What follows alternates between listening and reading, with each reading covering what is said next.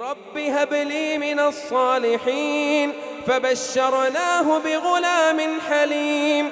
فلما بلغ معه السعي قال يا بني إني أرى في المنام أني أذبحك فانظر ماذا ترى. قال يا أبت افعل ما تؤمر ستجدني إن شاء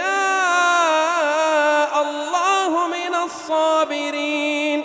فلما أسلما وتله للجبين وناديناه أن يا إبراهيم قد صدقت الرؤيا إنا كذلك نجزي المحسنين إن هذا لهو البلاء المبين وفديناه بذبح عظيم.